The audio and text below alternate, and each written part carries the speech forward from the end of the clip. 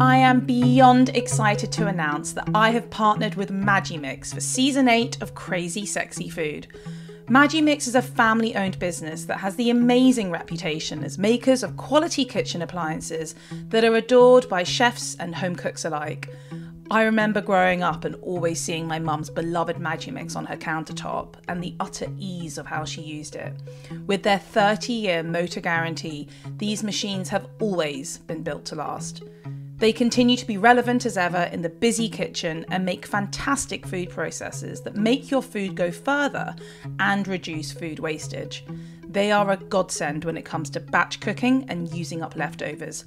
I use my Magimix every single day.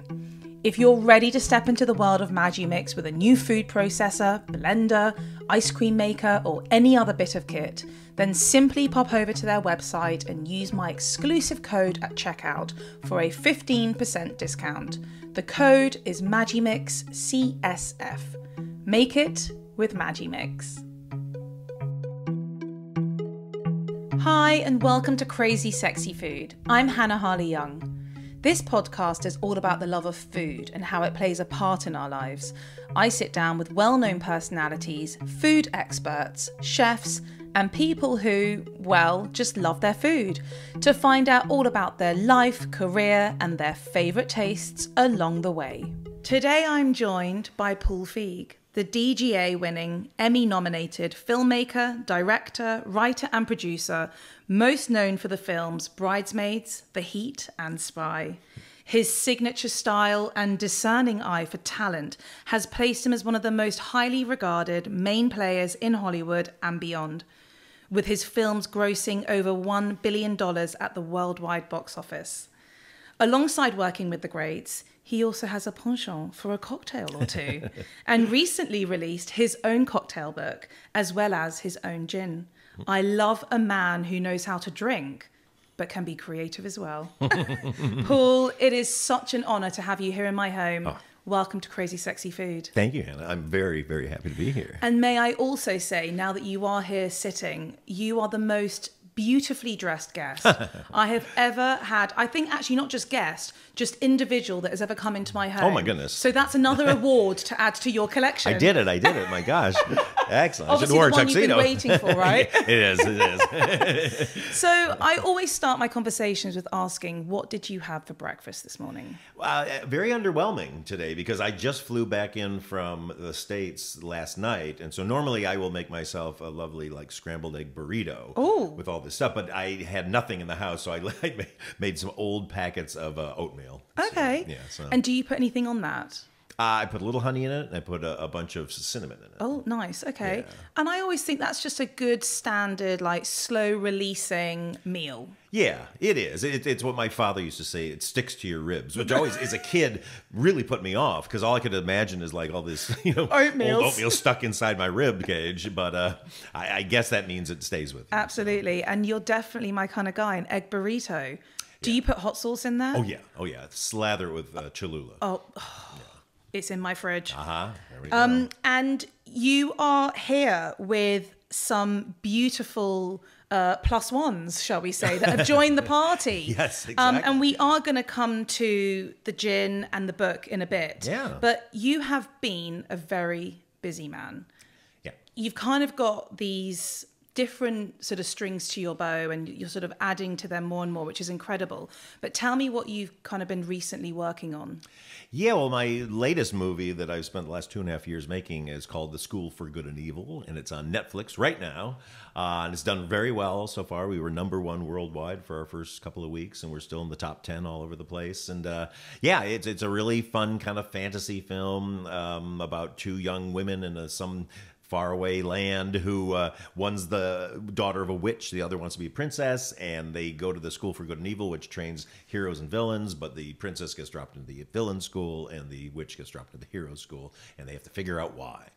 Right, so yeah, we need to watch that. Yeah, that sounds it's cool. fun. And Charlize Theron, Kerry Washington, and just a few names from around the corner. Players, yeah, exactly. they have a future in this business, I'd like to say. So before we sort of get into the more recent times of your life, I want to take it back. to your childhood. You were born and raised in Michigan in the US. I want to know what life was like growing up. Who was cooking? What food was on the table? Sort of paint the picture for us.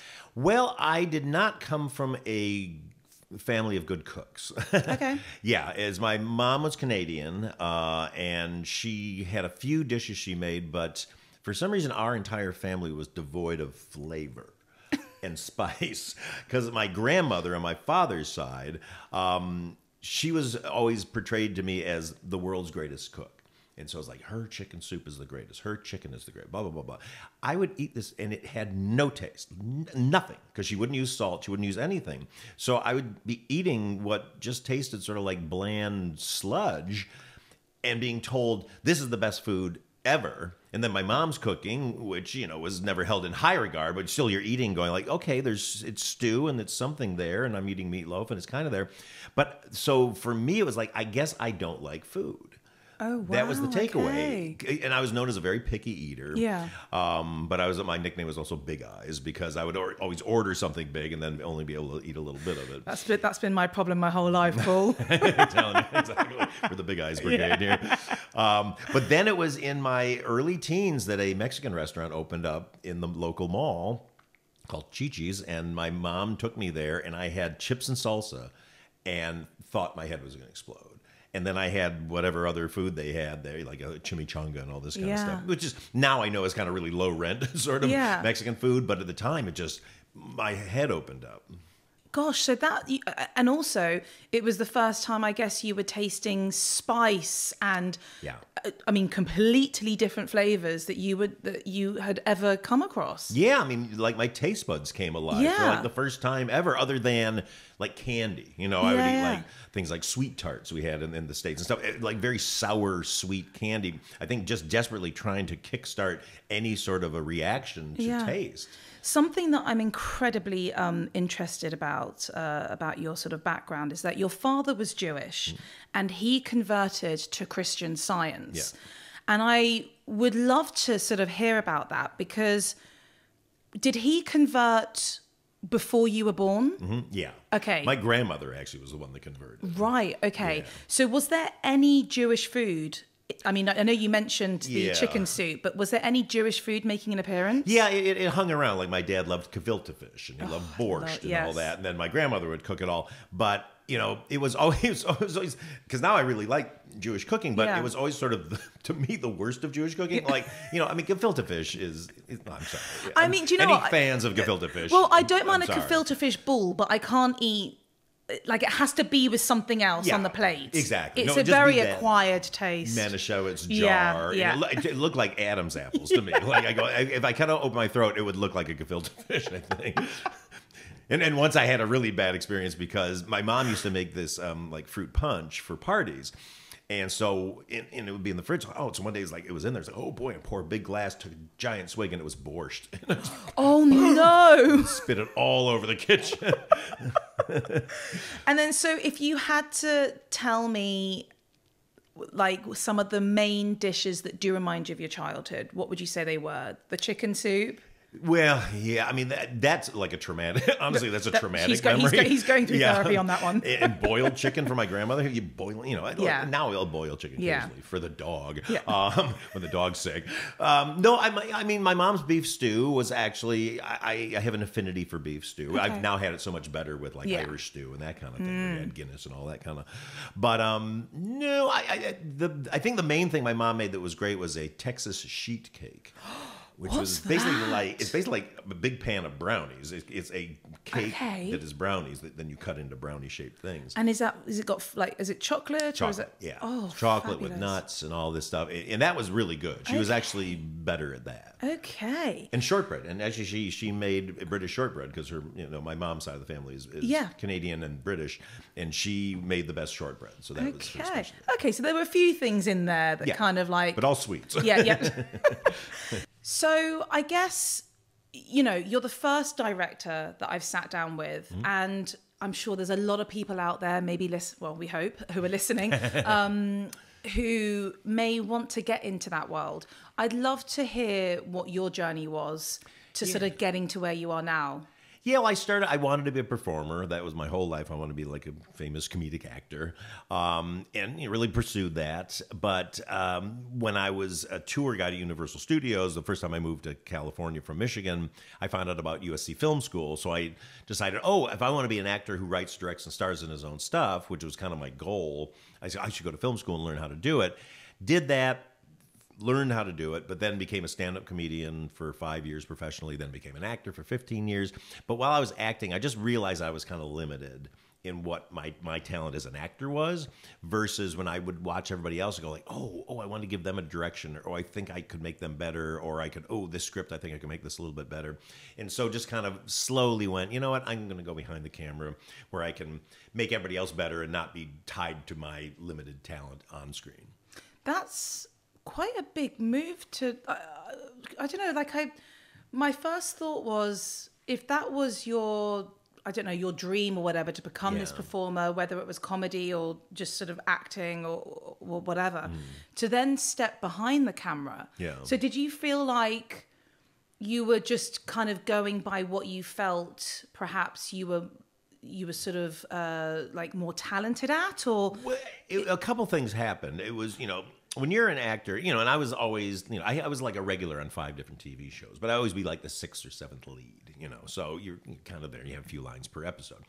Then I finally got on a show called Sabrina the Teenage Witch, which was a hit, and I had I was one of those watchers. Oh, there you go. Well, I was Mr. Poole, the science teacher. Thank you. And, so it's kind of like, as an actor, you're like, finally I'm on a show where it's going to run for years. I'm going to be taken care of, And when you're an actor on a show, it's good. They cut your hair, they give you clothes to, it's the greatest thing ever. But after the first season, I put all my money into making this independent film out of pocket. And they called me up in the middle of it, and when I was doing that, and said, we're not going to bring you back next year. We're going to write you out of the show because we don't know how to write for your character anymore. Okay, wow. So then I was like, so it was that moment of like, I can finally have a job security, and I have no job security. So that made me crazy. And then after I'd done that film, at the same time, I had a meeting with John Landis, who at the time was one of kind of my heroes, because Blues Brothers and Animal House and all that stuff. And when I came to meet him for an audition for something he was doing, he goes, hey, I heard you directed a movie.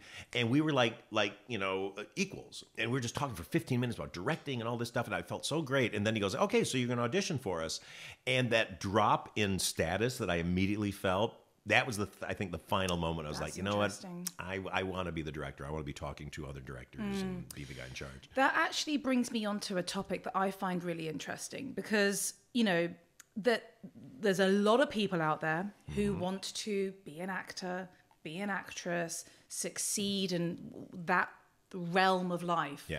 And in my opinion, and I'm now creating my own statistics here, because obviously everything I say is right. Go right ahead. But there really is like that 1% that really make it in that world. Yeah. It's a real cutthroat industry. And how would you say, someone who's sort of an insider, what's the industry like nowadays? Because we live in a very different world, in all different capacities. We live in a world of internet, of social media, of people becoming famous because they are just famous for being famous, and sort of, where does the line draw between someone who's actually talented and is being I don't know, respected for the actual job that they're doing, as opposed to they just are? Well, I mean, it's the great thing about right now is that there's so much more opportunity, because there's so many more things and so many more mediums you can do it in. When I was coming up, if you couldn't get on a TV show on one of the 4 TV networks or in movies, that was it. There was nothing. Now you can invent sort of whatever you think will showcase what you do. It doesn't, but you have to be able to pivot, because let's say you want to be a famous actor, but you just either you don't have the charisma, or you just, the opportunities, the timing's not right. When I was in my 20s, everybody they were casting was in their 30s. So I was like, when I get in my 30s, I'll get cast. When I got into my 30s, everybody they were casting was in their 20s. So sometimes you just get caught out of sync with things. But if you're able to pivot, and you can pivot so much more now by going, I'm not going to be an actor, but if I I'm doing a YouTube thing, or I'm going to be a stand-up comedian, or I invented some new thing. I mean, you see it all the time. Like people are inventing these careers for themselves. I think it's really exciting. You just have to be able to pivot. If you're so dead set on doing something, first of all, it's good because you got to be tenacious. If you can be knocked sideways, then you shouldn't be doing it. You got to be able to get knocked down over and over and over again and get back up. Have a little bit of thick skin on you. Exactly. But at the same time, you can't be delusional either. And you have to go, oh, you know what? There's not quite a market for me as this, but if I can take it this way or twist it or come up with something new, anything come up with new is great. And that's what charisma is all about. It's who you are and what you bring to the table from your personality. And so if you're in tune with that and able to go like, oh, maybe I should, whatever it is. I mean, you can do anything these days, and if it catches on, do it, but it just has to be authentic from you. If you're trying to copy somebody else, you're dead. Absolutely. So I want to completely fast forward, and before we sort of get to the main part of your career, we have to talk about this beautiful specimen that is on the table, which is Paul Feig's Cocktail Time. It's actually the bit underneath that I like. Great advice, embarrassing stories, and 125 classic and original drinks. So I want to sort of talk about this. What inspired you to write the book? And we are going to have to ask about some of your embarrassing stories. I mean, I've got nothing but. No, it was when the lockdown started. I was shooting something, in North Carolina, shooting a pilot, and then we had to pull the plug and come back. And so I was in Los Angeles at the time, and just knew we were facing just months of nothing. Yeah. And thought, I want to help. What can I do? Well, I'm not a medical professional, but I can try to entertain people, and I can try to raise money for first responders. So decided to do this Instagram live show every day at 5 o'clock for 100 days in a row without taking a day off, just so that people would have something like in their day that they knew was going to happen at a certain time that they could watch if they wanted to. Yeah. And I collected old cocktail books over the years. And I always know how to make a good martini and a good Negroni and a couple other things, but I never really delved into mixology. And thought, well, I'll just kind of, for the show, I'll teach myself to make a drink every day and go into these books. And that's what it was. And then people were going like, oh, can you, write up all all the recipes and put them somewhere? So I started doing that. And then it just grew into this, which is how to throw a cocktail party, how to stock your bar, and then lots of embarrassing stories. Love that. In there. You've also come with some other very exciting bits. Yes. So this is going to be the practical side of the chat. So you're going to make me a couple drinks. Yes, I am. And are these in the book? Yes, they are. Okay, so I think we just get started, and I'm going to kind of just talk to you as we're going along, because anyone who's listening to this obviously is not going to be seeing it. So I'm going to kind of do that beautiful sort of voiceover. Play by play. It's almost like we're doing sports on the radio. Yeah, exactly. He's going for the we've gin. also got your beautiful gin. Yes. And this is your gin. This is Artingsal's. Now, tell me about this. Artingsal's was my mother's maiden name. You answered my next question. Yep. Okay. Artingstall. And I've always been a gin fanatic, and have kind of searched the world looking for what I would hope to be my favorite gin, and never quite found what I wanted out of it, taste-wise. And so it was for years and years, was like, if I could make my own gin, I know what I wanted to taste like. And finally I got the opportunity. I paired up with this distillery and designed this from the ground up, the bottle, everything, and the recipe. Yeah, and I really love it. And we've actually won a ton of awards too. So it's not just me saying it's good. And what was the process like, kind of making the gin? That must have been really interesting and quite new for you. Very fascinating. Yeah, it was, because like clearly I'm not a distiller, but I went in and said, here's the gins I love, here's the gins I don't love, here's what I want out of this gin, here's what I don't want out of this gin. And I didn't want it to be too juniper forward, because I think a lot of people in America especially, people don't really like gin. They're not used to it. Yeah. Because I think they associate it with Beefeater and those really old piney, junipery ones, which I really like, but they're off-putting for people who don't know what's coming at them. So I just wanted to pull all that back and then put a little bit of more citrus in there, a little slight floral, but then with a nice kind of peppery back note. Okay, well let's go for it. Let's make it happen. I know. I'm going to start making a martini, because what a great place to start. Yes. Now the only thing I do need is some ice. And I'm going to make you what I consider to be the best martini. Well, first of all, the best martini in the world, I think, is a Duke's Bar.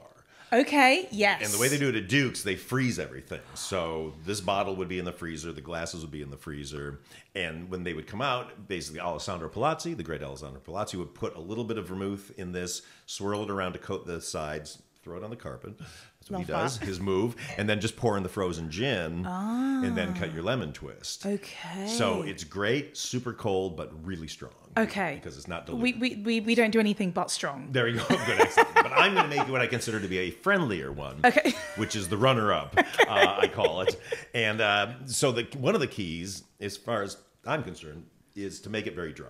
Okay. So, and does the vermouth kind of counteract so it's kind of counteracts the other alcohol, doesn't it? Or not really? All it does, I use such small amount. It's just something to open it up. It's like if you know single malt scotch, sometimes you'll just put like a drop of water in just to open it up, and that's what this should do. Okay. Because if you just have no vermouth, then you're just drinking. Yeah. Straight gin. Basically. But what I do is, then we're making 2 here. I'm just going to literally put in that much. Oh my gosh! That Drop. was like. Yeah.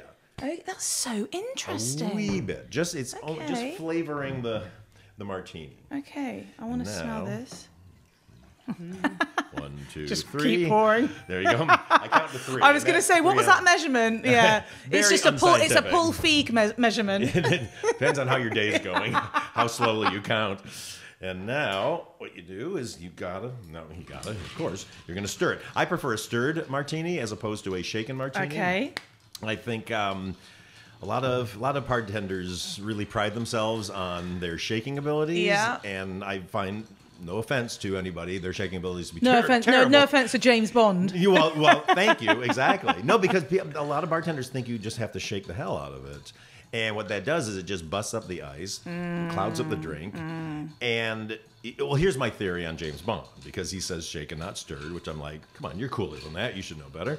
But he is an international super spy whose life is always in jeopardy. People are always trying to kill him. So he needs to water it down a bit more. Right. So okay. That's the slack I'm buying him. Do you know what? I'm going to take that. You know what? You sold that to me. Excellent. Very good. But I agree with you. There is something about it being stirred. It's a more delicate approach. I don't know. Treat the gin well. You don't want to beat up why are you beating up the gin? Yeah, no, totally. I agree. It's like they always say when you make tea, aren't you supposed to not boil it and pour it right on top of the bag? Totally. Yeah. Well, there's different teas and there's different brewing times, and you're absolutely right. They actually say you don't put in the really freshly boiled water because it completely breaks down all of the tea leaves. Yeah, exactly. So that's how I face this with gin. So now, while that's still sitting there and getting cold, I'm going to leave it cold. I'm going to cut a couple of twists here. And what you want to do is you want to cut the longest twist you can. Okay. Generally, I like to get almost like an Amalfi Coast lemon. That's what they use at Duke's. That's an Amalfi Coast lemon via Ocado. Perfect. It's international. There we go. All right, so there's our 2 twists. Okay. And so now, and I did not ice these glasses. Normally these should be. Yes, I should have done that. I'm sorry. You know what? Just an amateur over here. Nope, I forgot to request it. But these will still be good because this is going to be very cold. So there we go. And now what you want to do? Obviously, pour in. Look at this. Pour in the martini. Here we go. It is 2:30 in the afternoon, and I say that is martini o'clock. Amen to that. It's, as we say, it's 5 o'clock somewhere in the middle of some ocean right now. Yeah, absolutely it's fine. 5 o'clock. And now one of the keys is you want to get a good spray of lemon oil onto the top. So when you squeeze a twist, you do it skin side out. You just fold it like that. And if you can see, look on top of it, you'll see just like a little flotilla of oil on there. That is the key. I can see it. Yeah. So what I have been served to all the listeners is the most beautiful, ice cold, sexy gin martini by Paul Feig. Cheers. Cheers.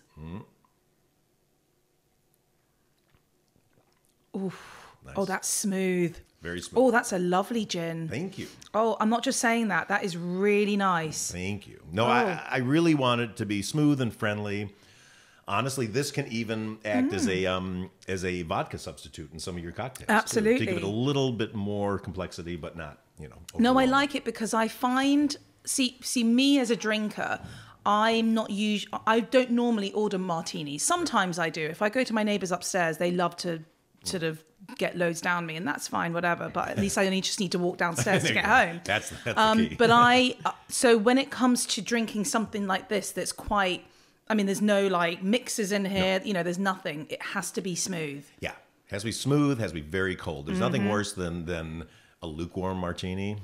There's Absolutely, no that is excuse for that. delicious. Excellent. Yeah. So is this your favourite drink? Yes, I am a martini fanatic. And would you have one every day? Pretty much. It tends to work out that way. There is no judgment at this table. Thank you. So I want to talk a little bit more about the gin brand. So this is now sold everywhere? Yeah, it is. It's we've been in the UK, but now we just signed with a new distributor called Oak and Still, and so we're really going to be getting out there quite a bit. You can get us right now. You can get us on Amazon, the Whiskey Exchange, and at Jerry's. But soon we're going to be in a lot more places. Fantastic. And then sort of just back to the process a little bit for people that might not know about the process of making any type of alcohol. Yeah. First of all, did you, like, where was it made? You know, I know you mentioned that you were sort of there from beginning to the end, but sort of break it down a little bit. Yeah, so like I was saying, you know, I met with their distillers first and kind of downloaded everything I wanted and didn't want out of the gin. Ooh.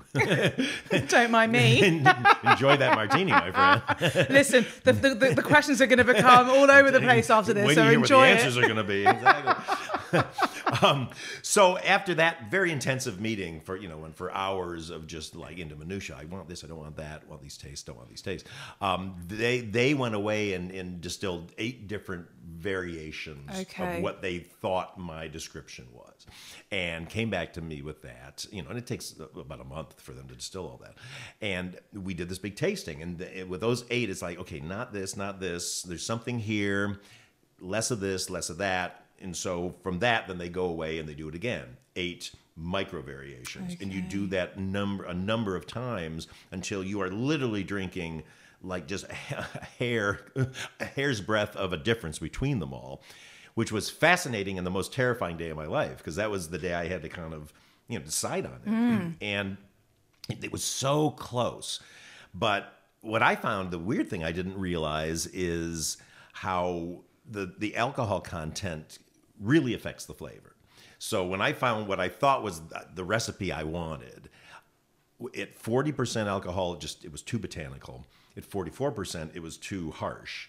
But at 42%, it was exactly what it should be. So it's really down to those really fine figures there. Way down to it. And I've never been drunker in my life than the day I had to finalize this. Because I had 8 very close things. So but you're literally taking a sip, a sip for hours. Forget it. Because my wife's like, you could have spit it out. It's like, I can't. I'm literally taking a sip, but it's 40+% alcohol. And then once you go like, I think this is it. And it's like, okay, let's try it in a dirty martini. Let's try it in a clean martini. Oh my God, of course, because you got to try it in like different... Yeah, a gimlet. A Negroni. Okay. Because I wanted to make sure it worked on everything. But the most important thing to me, weirdly, was would it taste good at room temperature? Because you never drink gin at room temperature. But in the old days, they used it, weirdly. So would you keep... So you'd never keep gin in the fridge. You'd keep it, but you're putting it on ice. You can. Oh yeah. No, I mean most people will not. Drink room temperature gin. Yeah. For me that was a way to pass a test to go like, if it tastes good like this, then clearly it's going to taste good when it's cold. Absolutely. I got you. Yeah. Okay. I want to, before we sort of get on to more drinking, which, I mean, I'm sipping the whole way through now, and I will definitely be a bit tipsy by the end of it, because half a drink in it and I'm pretty much done. Perfect. I really want to talk to you about this incredible career that you've had in film and TV. You, as I said in the intro, you've put your directing skills, some of the greatest comedies, very much of my time, notably Bridesmaids, The Heat, Spy, the reboot of Ghostbusters, and sort of the thing that really sort of placed you on the map was Freaks and Geeks. And I really would love to talk to you about what the life of a director is like, because I get to sit down with lots of actors and actresses, but you are the first director. And I've always been fascinated about sort of the behind the scenes of it, because although you're sort of top of the food chain, so to speak, I'm so interested by the creative process and sort of how your role works in the making of, some of these huge productions. Yeah, I mean, it's funny. Most people have no clue what a director does. I've had so many people come up to me. It's like, oh, you directed Bridesmaids. Did you meet Melissa McCarthy? It's like, wow. Yeah, I think I met her a couple of times. I definitely know you. I know that part. There you go. No, I'm not worried about. But it's really, I mean, the directors really, we are in charge of everything. I mean, everything you see, everything you hear, has at least been done by us, approved by us, or fixed by us. And so just to walk you through the process, like either I'll write a script, that's an original idea, or I'll be sent a script that I really fall in love with, and then I go in and work with the writers, or I do it myself to fix the script and to get it to where I think it needs to be. And then at the same time, I'm assembling my team, working with all these production design, all these artists, costumers, and you will all that. always bring everyone in. It's up. You're kind of the final say in terms of. Yeah, or I will have like a line producer or a producer who will find people, but then it all has to go through me of like, are those the people I want to work with? Do they have the right vision for what we're doing? And then we kind of put it together, and then they're designing, and and everything's being sent to me to like, okay, that looks right, or this should be different, or let's change this and that. And then we get to the set, then it's all about shooting.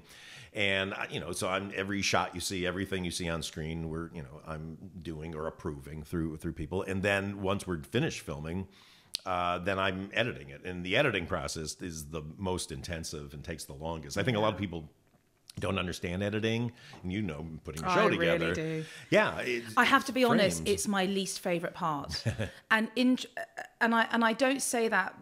I don't mean it as in like I see it as something that isn't important. I actually think the editing process is kind of, and correct me if I'm wrong, and I hope I'm not like speaking amateurly here, but like it's where the creative side fully really comes, because the edit can kind of make or break. Oh, totally. I think that's what I think. So many people go like, "Oh, you have it now. You just throw it together." Yeah. It's like, no, it doesn't work like that. Yeah, I mean, and I'm just doing a little 3-camera setup, No, but you have one too many seconds here, or this scene's in the wrong place, or this moment, and the whole thing falls apart. So it takes us, a good 6 months to a year to really get something right. And then at the same time, we're doing test screenings, so we're recruiting audiences off the street who don't know us, who just come in to watch it, and then we hear their reaction, we record it and go like, okay, that joke didn't work, or that didn't get a laugh, or that got a big laugh, let's keep that. And then we have people write out cards, what did you like, what didn't you like? And then we take that back to the editing room. We do that, and we just over and over again until we've kind of honed it into what we know will work for most people. And then do you ever have moments where you sort of, because obviously there's sort of no one, I say so to speak, above you in terms of making decisions or having the final say, do you ever have moments where you may question yourself and think, have I made the right choice here? Should I have done that? Should I have not done that? Yeah, you're constantly doing that. And ironically, there are people above me who can dictate because they're the ones paying for it, the studio and all that kind of thing. But then I'm trying to be confident in what I'm doing, but also not be so confident that I'm not listening to other people or not listening to the audience. But then I'm also getting sometimes great ideas and sometimes terrible ideas from people at the top. And so I have to kind of like navigate keeping them happy, but making sure that we protect the baby at all times. Absolutely, of course. And one of your babies that I do have to talk to you about, because it really is honestly one of my favorite films of all time, is Bridesmaids. Aww. And I remember going to see that in the cinema. And honestly, I have to say, although I like to think I have some sort of a sense of humor and I can be somewhat funny, if even just for myself, I never laugh out loud at things. I've realized this about myself, even when I watch TV shows, and it is one of the only films that I laugh out loud at. And I feel like if you're ever going to do your market research, if you can get Hannah to laugh out loud, then you know you're onto a winner. You're my new litmus test. I know. Everything is coming to you. But I really would love to talk to you about that, because, I mean, it was a cast of some of the most incredible, fiercest ladies in the industry. And I'd love to know, what was your experience like working with them? And I know you have a very good amazing relationship with Melissa McCarthy, and sort of talk to me about like how that evolved and has evolved over the years. Yeah, I mean, it was the most fun experience. We just laughed the entire time. I mean, they were wonderful. to show you just how screwed up Hollywood is, I would have like these, when we were going into making it, these male producers be like, "Oh, be careful on that set. All these women together, they're going to be fighting and all this." I was like, "What the fuck are you talking about?" and it was so ridiculous because it was the happiest set I think I've ever been on. It was just so much fun. No, it was, Melissa came. That's why I didn't know Melissa before Bridesmaids.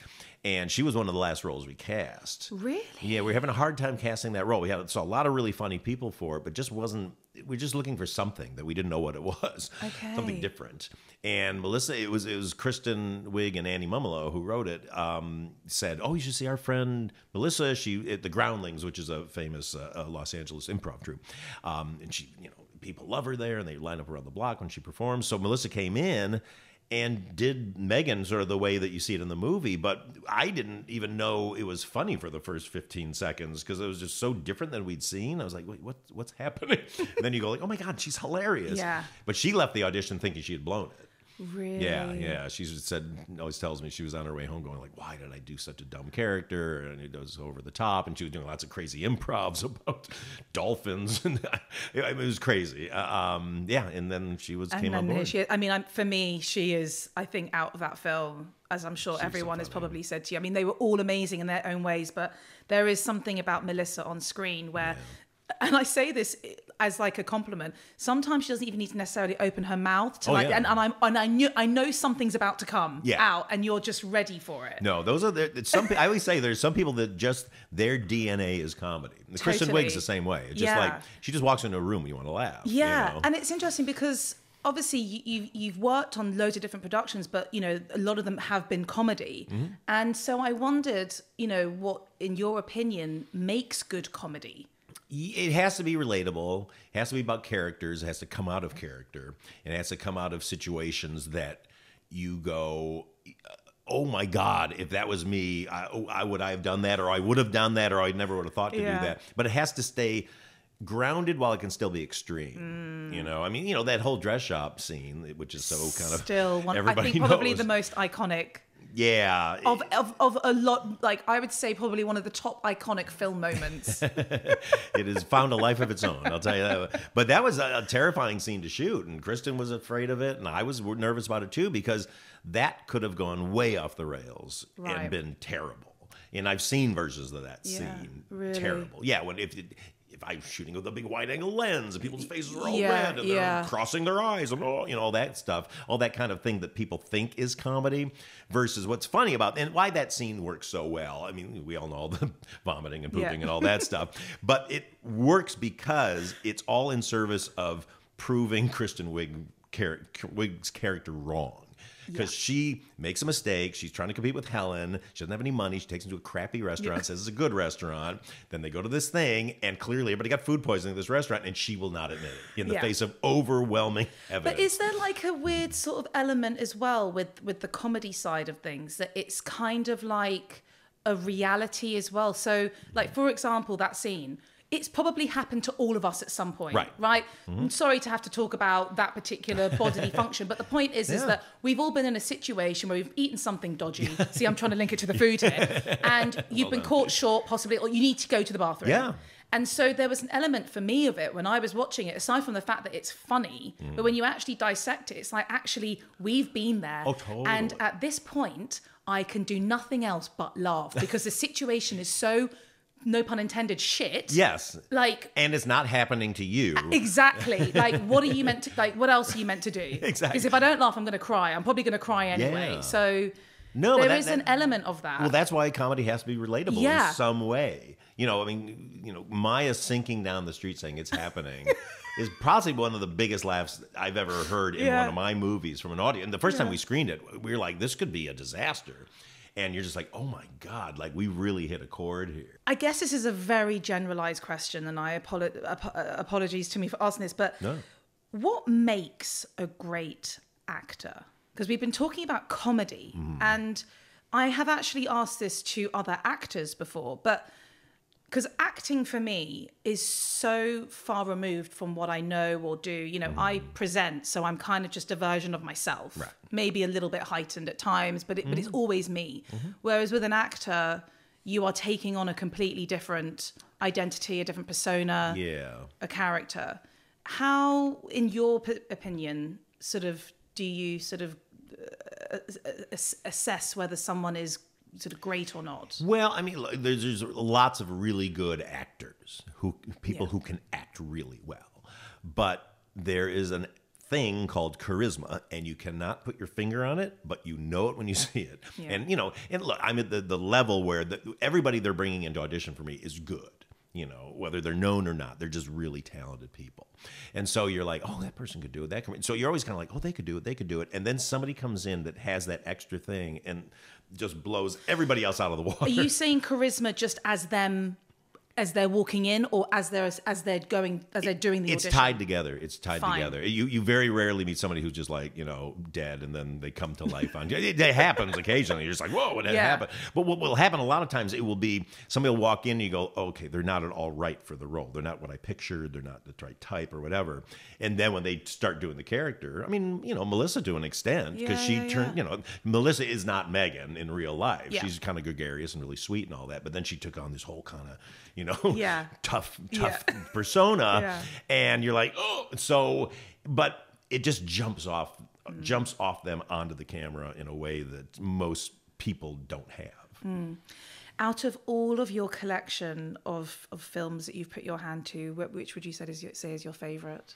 Of my movies, I'm really partial to Spy. Okay. I'm very proud of Spy because it accomplished everything I wanted a comedy to do, because I kept it, it's still a real spy movie. It's got a real story that has stakes and all that.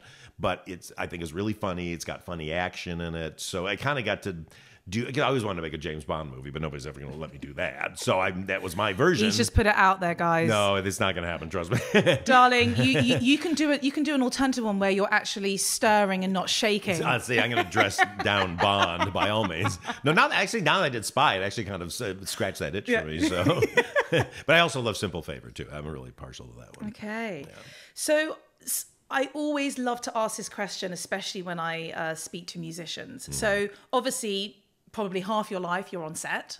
You're in the same place with the same people every day. You've got to find a way to all get on and put that smile on your face.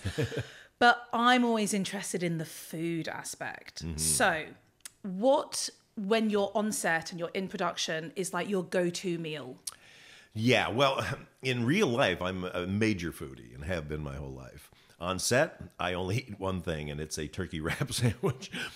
Is that like a sort of? Is it like a not like a good luck charm, but like a thing that you do? Is it just? It's just we always have catering. We have pretty good catering, but there's just something about like a big lunch in the middle of the day when I'm doing my job just makes me like tired, and. Yeah, I know now that a turkey wrap with lettuce and mustard and like some pickles and maybe like a bag of chips, I don't know if it's comfort food necessarily. It's like some people have like an outfit they wear every day that's just their uniform. It's kind of my food uniform. Okay, so obviously like early starts. Are you having breakfast? Yeah, I'll usually have like a scrambled egg burrito. Okay. Yeah. Coffee and... Yeah, have a decaf coffee. Then you'll have your lunch, which is your turkey wrap. And is there a specific way that you like it made? Like, what are you using, like tortilla wraps or like a pita bread? Or... Like a tortilla wrap, like a thin tortilla wrap. I always make sure, don't make it too big. Sometimes they'll stuff it filled with turkey. And just a normal size. Do you know what? A part of me actually does understand that, because at least you know what you're getting. Yeah. There's no discrepancy. It's consistent. Yeah.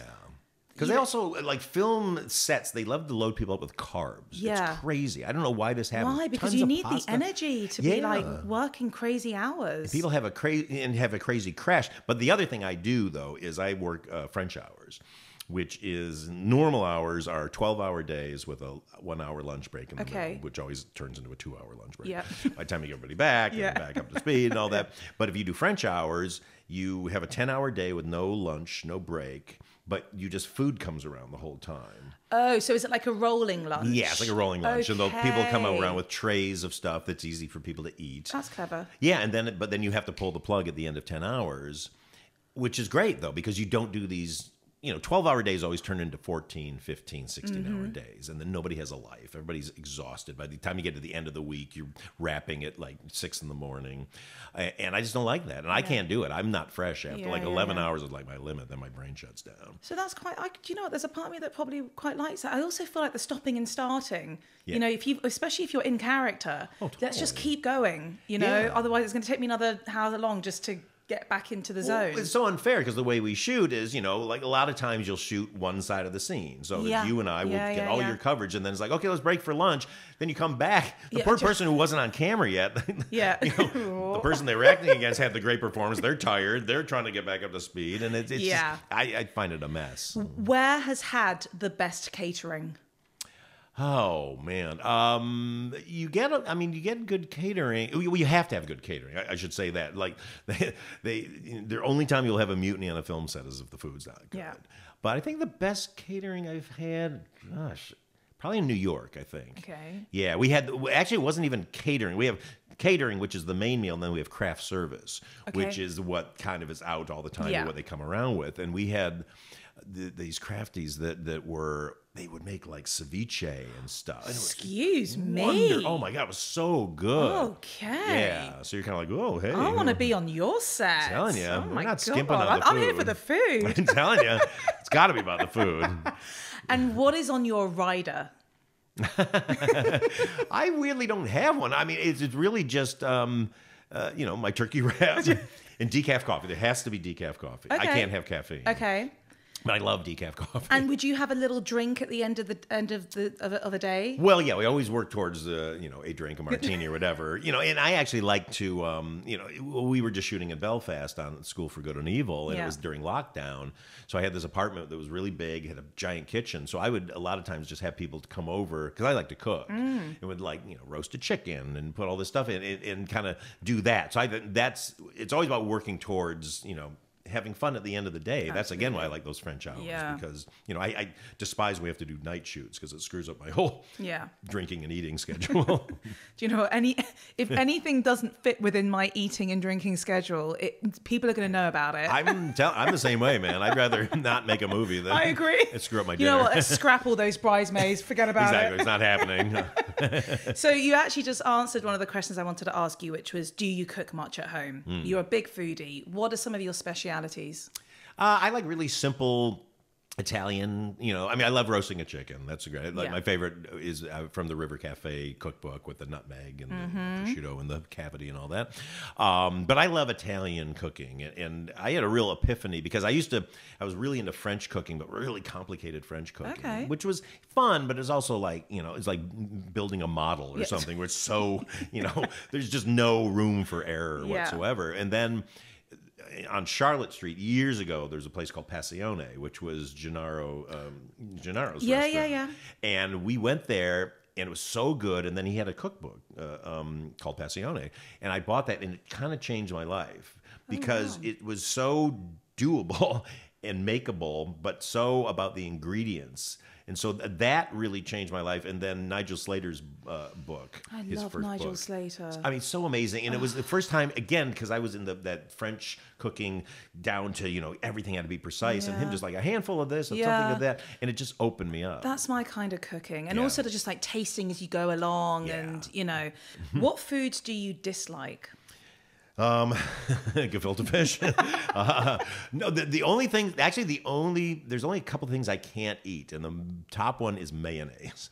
Okay. Mayonnaise makes me want to throw up. Funnily enough, I don't eat mayonnaise either. Oh, really? There you go. Yeah, I have a weird relationship. Is it a with texture thing? It's a texture thing, but it also stems from the fact that I don't eat butter. Oh, well, which people still don't understand, and my friends are very rude to me about the fact that I don't eat butter. But it's something. It must be to do with consistency. Could be, yeah, totally. And there's a taste. I don't know. There's something. I'd rather have olive oil. Yeah, I'm totally the same. Exactly. But no, there's something about and mayonnaise is one of these things everybody thinks you love. Yeah. So I get a sandwich. If you forget to say no mayonnaise, even like your turkey wrap. Ooh. I could imagine if that hasn't been written down, someone's going to put mayo into that. There's been a few times. It's like, get this away from me. What 3 items are always in your fridge? Booze, and booze. We have the booziest. Cheers. I'm telling you, we have the biggest joke of a refrigerator. It's all like half-used condiments and tons of booze. But in the You food can survive world, on that, don't worry. Exactly. But in the food world, definitely orange juice, like fresh orange juice, eggs, and a bunch of hot sauce. Or salsa. So is Cholula your favorite hot sauce? I wouldn't say it's my favorite, but it's my favorite accessible one. Okay. That you can get. Okay. There's a one called Tapatio that I love, but you can't get it here. Oh, really? Well, once we've finished this, I'm going to show you my collection of hot sauce because you're in a hot sauce house. Oh, I love it. Yeah, so we have some in the fridge and some in the cupboard, depending nice. on what they are. Okay. No, anything. I need spice. Everything has to be spicy now. I love that. You've come so far from where you were when you were a child. Oh, no. Now I can't. If something's not spicy, I can't eat it almost. I mean, I used to carry Tabasco in my handbag at one point in my life. You never know, right? Like, it can get you out of some really bad situations. That's the best. When you are out and about, where are some of your favorite restaurants to go to? In London, I love Giovanni's of Covent Garden. Is a great old school Italian restaurant. Love going there. Love Lucio on Fulham, which He is used to work at San Lorenzo. Oh, you're kidding? Yeah, he used to be my the head waiter gosh. there. Nice. Yeah. Oh my God. Oh, he's the greatest. Yeah. And Murano, I love Angela's so good. But then we like going to Annabelle. We're members of Annabelle's. Yeah. They've got Mateo's is great there. The Mexican restaurant they have there is amazing. So that and then like in New York, my two favorite places are the Polo Bar, which is the Ralph Lauren Polo Bar, which is fantastic, great American cuisine, great burgers, but really fun. And then a place called Il Tonello, which is an old school Italian. Where is that? It's on 56th and 5th. I think I've heard of it before. I used to live in New York, so okay. I think I've heard of it. It's right next to what is now the Whitby Hotel. Yes. And it's, tableside. Love that. Caesar Love salad. that. Love Zabaione, they make tableside. Yeah, so great. Amazing. Yeah. So I think it's time for another drink. Yes, I know. And whilst you're making the drink, I'm going to ask you a few quick fire questions. Okay, I like it. All right. So first of all, tell us what we're going to have next. I'm going to make something called a top banana. Because I like to mix it up. I go high and low, my friend. Banana. And it features my gin. So we're gonna put in 2 ounces. Well, I'm gonna make 2. So this would normally be for your own drink. It'd be 1 ounce to 1 ounce. This is a great Christmas present, yes, isn't it? We'll be in Waterstones, everywhere, Absolutely. wherever you buy your books. Okay. So we're gonna start with each drink has 1 ounce of gin. So of course, is that a full Feig ounce or is it? It's gonna be a full Feig ounce now. Exactly. I'm gonna be a little more accurate with my measuring. And next, we're gonna do some creme de banana. Okay. Which I love. So I guess the first question I want to ask out of my quick fire questions is, what is the craziest food you've ever eaten? I mean, I've never eaten like monkey brains or anything like that. That's fine. But it was more because I'm such a foodie that nothing puts me off. I have to look at the moments when I had something before I knew. Before I was adventurous. And when I first got to Los Angeles back when I was, in my late teens, I was taken to lunch at a sushi place. And the very first thing I was given was sea urchin. And? I didn't know what it was, but I knew it wasn't what I was supposed to have the first time that I had sushi. Do you eat sushi now? Yeah, I love sushi. Okay, fine. And I like sea urchin. And I was going to say, do you eat sea urchin? I'll eat sea urchin right out of the shell. Sometimes ignorance is bliss, though. Oh, totally. Because I recently went somewhere for dinner and it was a restaurant that it was quite fine dining, and I knew that there were things on the menu that I would never, ever normally eat. And I thought, you know what? I know what I'm getting because it was like a tasting menu. I'm just going to eat it. Yeah, totally. Because sometimes if you're not told what it is, and you usually just say, oh, no, I don't want that, because you don't like the sound of it. Yeah. But you might like the taste of it. Exactly. And I tried a few things that I've never tried before.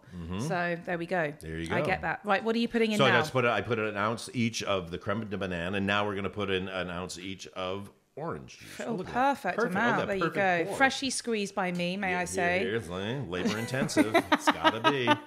And now I'm going to show, now I get to show everybody how to properly shake. Right. Okay. Now, look, if you're making like a Ramos Fizz where you have to froth it, then sure, shake the hell out of it. But a proper shake is this.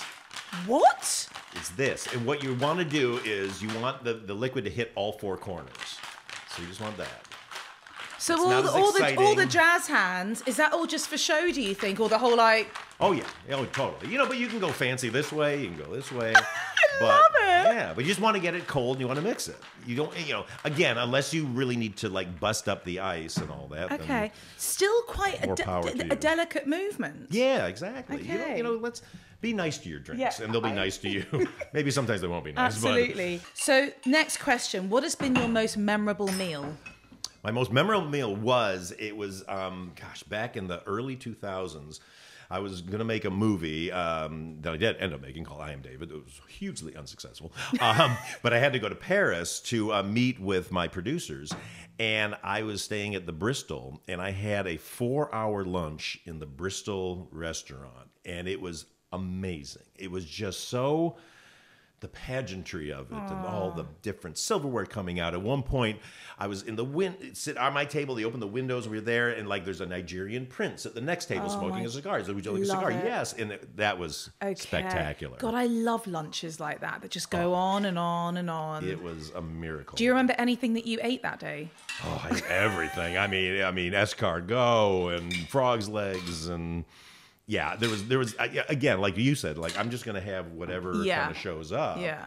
And it was pretty amazing. Okay, so the drink has been passed to me. It's a top banana. This is a very different drink from a martini. Okay, that's fine. I'm actually glad that we've gone for this one as our sort of... I wanted to go kind of, like I say, high and low. It smells nice. Mm-hmm.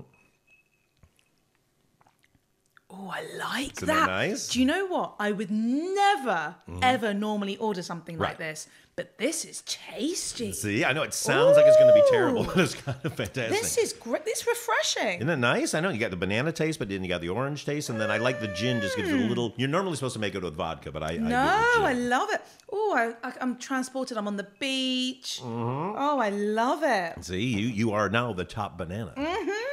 And look at this. And I also just That's fab. I have no tie to them whatsoever, but this Tempest Fugit Spirits company, they make the most beautiful labels. That is a beauty. It's very old school, isn't it? Yeah, I love it. They make it's all very kinds of sort of spirits. like Miami, like a little bit Art Deco-y, sort of like... Yeah, you kind of want to, put that on the table. Absolutely. As decoration. We're going to put that there. Okay, back to the questions as I now sit. I'm now going to be sort of... I've got both going at the same time.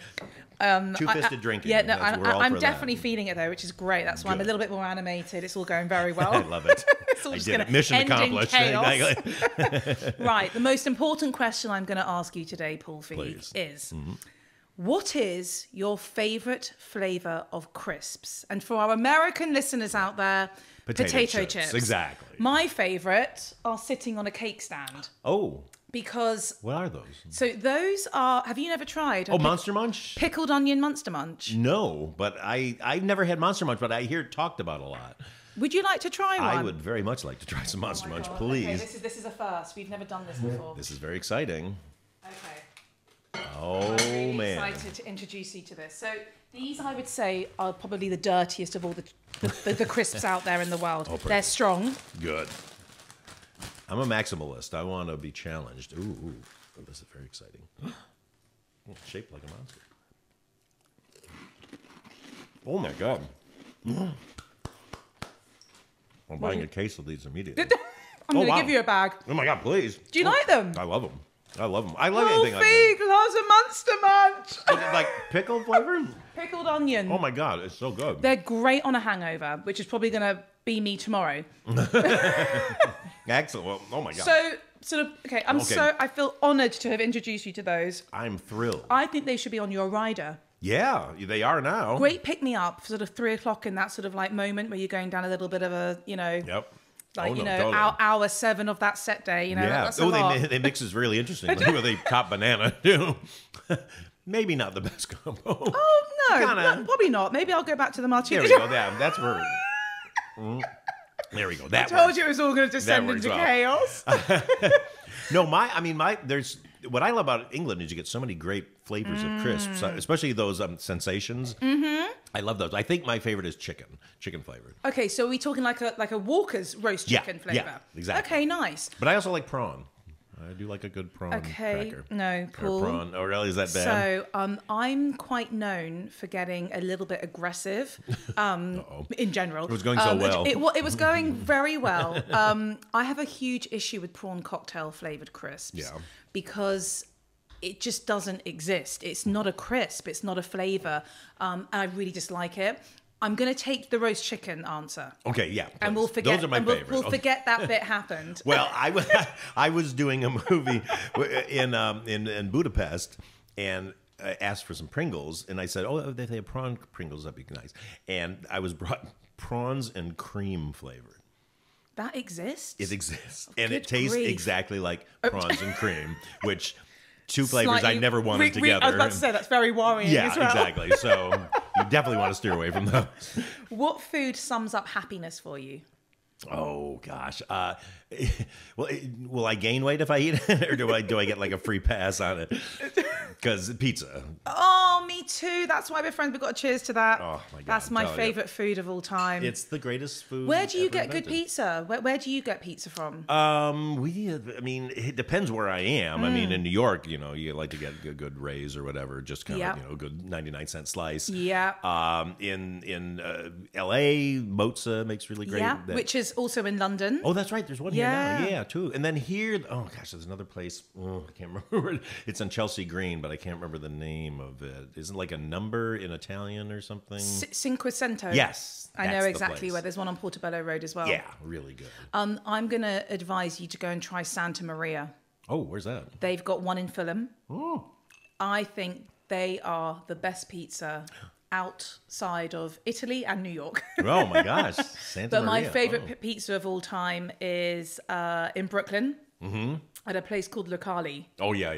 And he's been on my podcast. Mark has been on the podcast. Oh my God, you're kidding me. Oh. And I think he just does the best pizza ever. It's so good. Oh. But it's got to be, I like a thin crust. I'm not a big... No, I'm totally the same. Yeah, totally. my wife's from Chicago. And so she likes a good, like... Yeah, well, you get, that Geno's East and all that stuff, which is really good. But it's just, it's such a mountain to I take agree.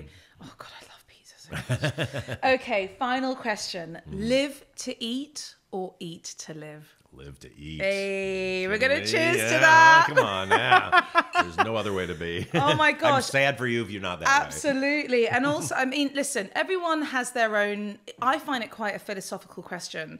And I've had some really interesting answers and theories over the years. But for me, God, I'm thinking about my next meal whilst I'm eating the meal in that moment. And as you said, like if your food schedule is altered in any way, someone's going to know about it. In America, it's not this way so much as it used to be, but it used to be sort of the food is fuel kind of mentality, and it's just like everything's wrong about that. Yeah, absolutely. I get if you're like running from one thing to another, sure, that's fine. Absolutely. But, So I've got to ask you, front of the book says embarrassing stories. Yes. Have you got any at the top of your head? I got my Meryl Streep story. Oh, I love a Meryl Streep story. Yes, I after one of the Golden Globes award ceremonies, I got to go to this after party, and all the famous stars were there, and I get very nervous around celebrities, so I immediately like, somebody get me a martini.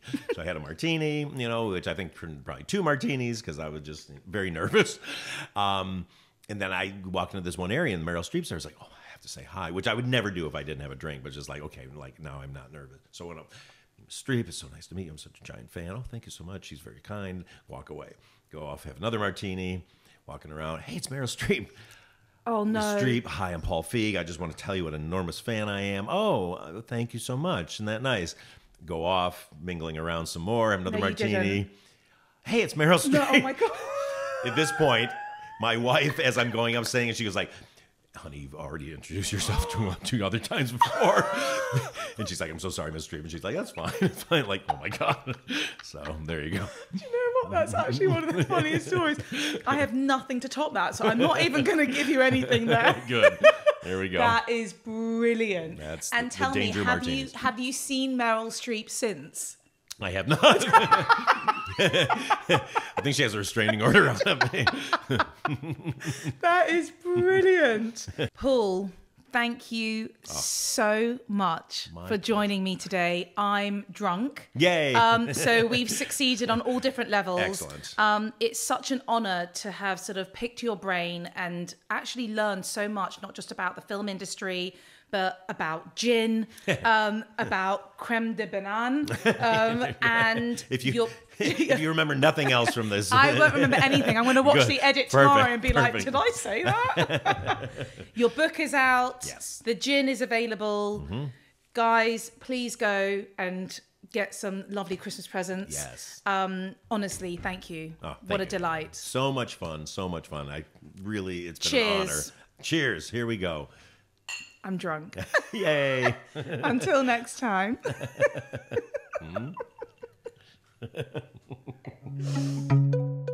Thank you for listening. If you love what you hear, please subscribe and review. Don't forget to follow me on Instagram @CrazySexyFood and check out the Crazy Sexy Food YouTube channel. Until next time, bye.